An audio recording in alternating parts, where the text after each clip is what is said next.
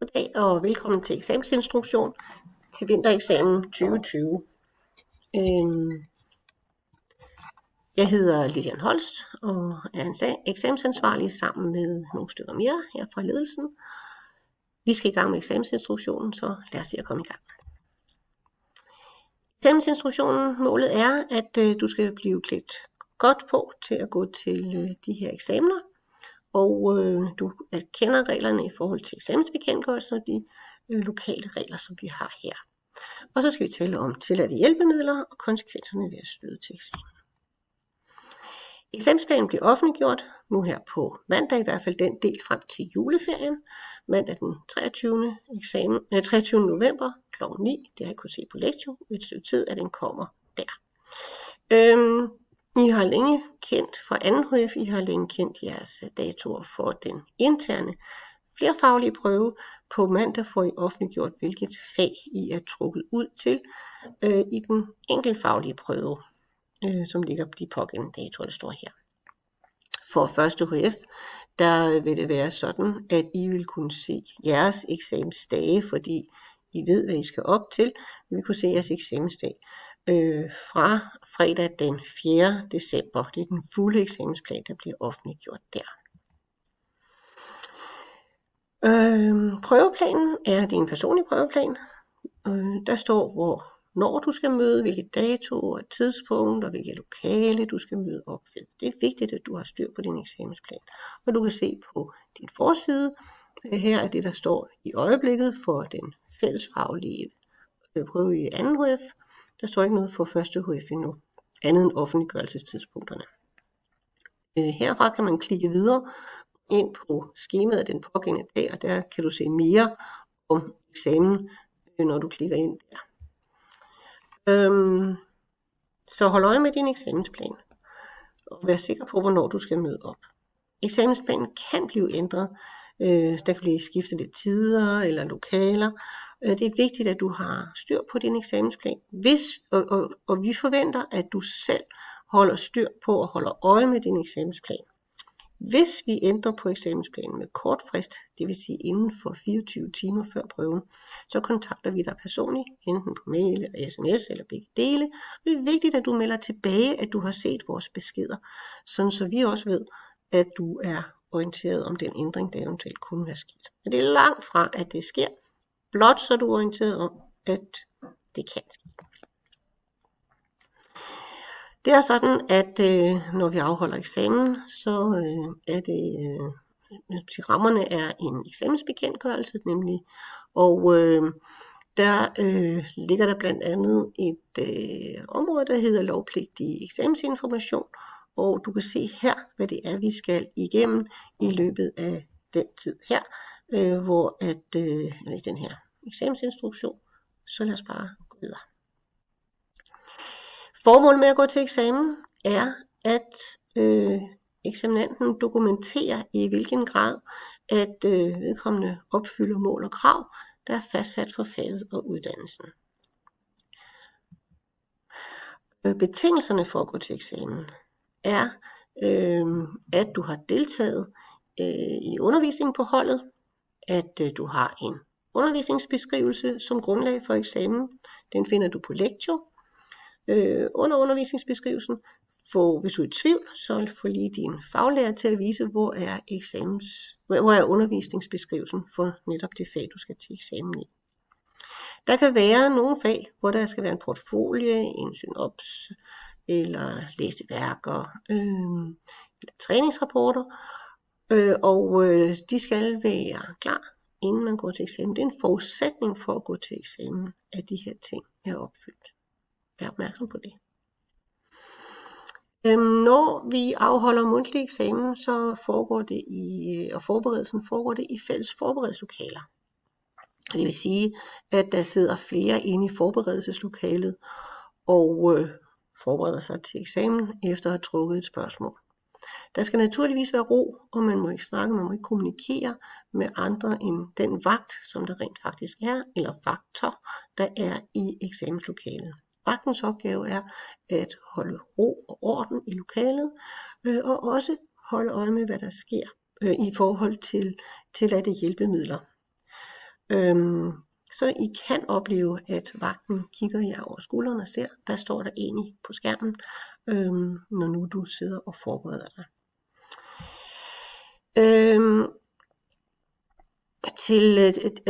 Til hjælpemidler til forberedelsen, jamen det er de undervisningsmidler, som fremgår af undervisningsbeskrivelsen, som I har adgang til, eller tilladelse til, og noter, alt hvad der er på papir, kan I benytte, som I har lyst til på papir, og bøger, og indholdet på din personlige computer. Du kan downloade lige så meget du vil på computeren, og have liggende der. Det blander vi os ikke i. Du må til gengæld ikke, når du er til forberedelse, gå ud og søge på nettet, kommunikere med andre i forberedelsen, og derfor så skal mobiltelefonen eller Apple Watch eller lignende, som kan kommunikere med andre uden for eksamenslokalet, det må ikke medtages til forberedelsen.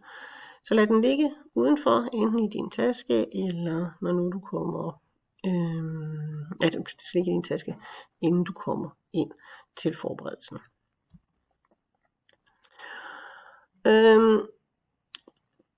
Der er enkelte ting, du må bruge internettet til. Det er faktisk tilladt at slå op i ordbøger. Det kan være ordbogen.com, som vi her tilbyder gratis for alle elever. Det kan også være, at du bruger et andet online ordbogssystem af tilsvarende karakter. Så må du gerne gå på nettet der. Så kan det være, at der er noget materiale, I har benyttet, som ikke kan downloades eller kan læses på papir. Det kan være særlige hjemmesider. Det skal fremgå af undervisningsbeskrivelsen, hvis det er tilfældet. Og så er det kun via direkte link fra undervisningsbeskrivelsen og ud til undervisningsmateriale på linket, at man må. Man må ikke gå ind og søge, eller på anden måde lede efter materiale. Det skal altså være direkte det materiale, som fremgår undervisningsbeskrivelsen, som du må bruge. Så kan det også være, at du har afleveret eller arbejdet med nogle opgaver, som heller ikke egner sig til at downloade. Og i det tilfælde, så må du faktisk godt gå ind og benytte dig af de opgaver. Det kan være multimedia eller videoprodukter, hjemmesider, I har lavet. Men kun i de særlige tilfælde, hvor det er materialer, der er lavet i forbindelse med undervisningen, som du må anvende. Sådan i KS, der er der jo, har I forberedt jer i grupper. Hvis det er en 3-personers gruppe, så vil det være sådan, at den første person efter eksamen bliver isoleret, som det hedder, så kommer ind i et lokale for sig selv, og må ikke tale med tredje personen i gruppen, og må først gå ud, eller bliver først løsladt, kan man sige, fra lokalet, når tredje person er gået ind til eksamen. Lige så du er klar over det, første person skal altså vente i et særskilt lokale.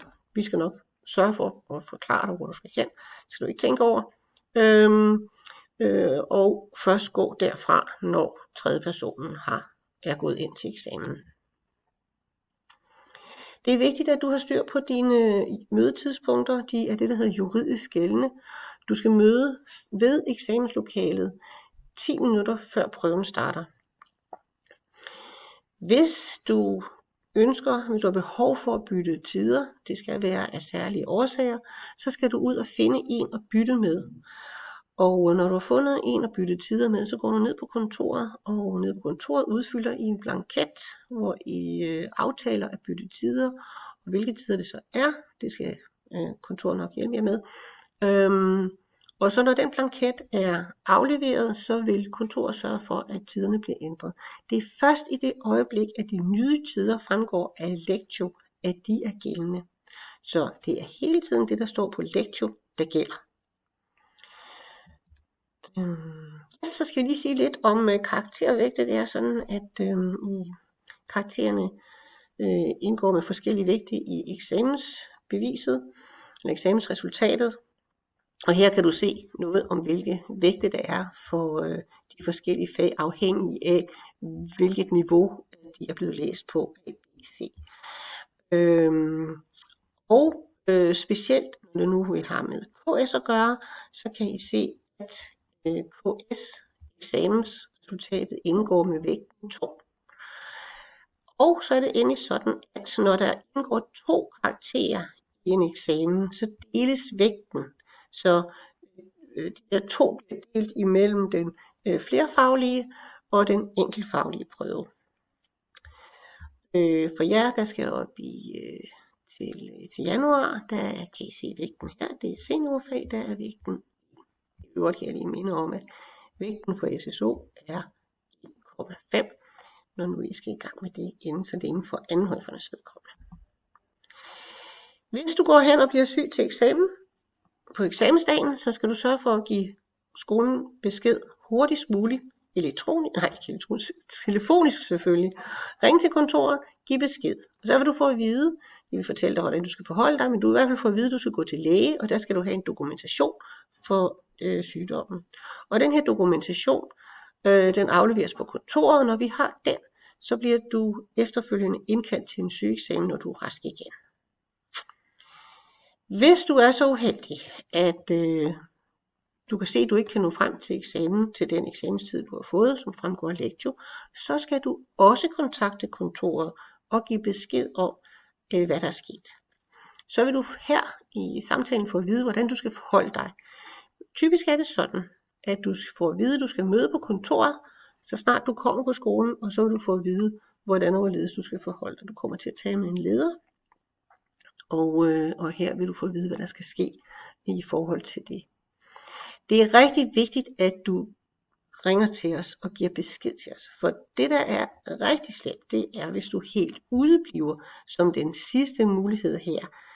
Fordi hvis det er tilfældet, så har du jo ikke fået afsluttet den eksamen, som du skal her til vintereksamen. Og næste gang du kan komme til eksamen, det er vinter 2021. Og så bliver du altså ikke student her til sommer, hvis du går i 2. HF. Og det er lige så skidt, hvis man går i 1. HF. Så man skal altså her.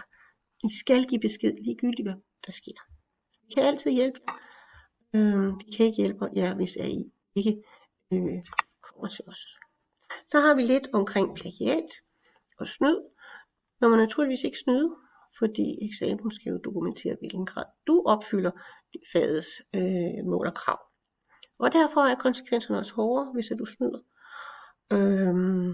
Hvis der opstår formodning om snyd til eksamen, bliver du bortvist fra prøven, og så går der en længere proces i gang. Hvis det ender med, at du får hvis der er en afgørelse, som afgør, at du har snydt, så vil du blive, så har du ikke afsluttet din eksamen her, og så bliver du så heller ikke student her til sommer. Så lad være med det, og det samme gælder jo også, hvis man snyder til en 1. HF-eksamen. Så det er alvorligt. Snyd til eksamen skal man holde sig fra. En anden mulighed er, eller kan der jo ikke en mulighed, men et andet forhold, jeg skal informere jer om ganske kort, det er, at det er muligt at klage over eksamener. Det skal være skriftligt begrundet, og det skal indgives til rektor senest 14 uger efter prøven er afholdt. Og så tager rektor sig af at behandler rektor afgørelsen, og så vil I få at vide, hvad der sker. Det er en længere proces, men vigtigt er at overholde fristen 2 uger, senest 2 uger efter prøven er afholdt, og den skal være skriftlig og grund. Er du i tvivl, så tag og tal med din uddannelsesleder om, hvordan du skal forholde dig. Så jeg ønsker jer en rigtig god vintereksamen. Husk, at noter forsvinder fra Google EduLife, når eksamen er overstået, så sørg for at få downloadet det, du har brug for. Rigtig god eksamen.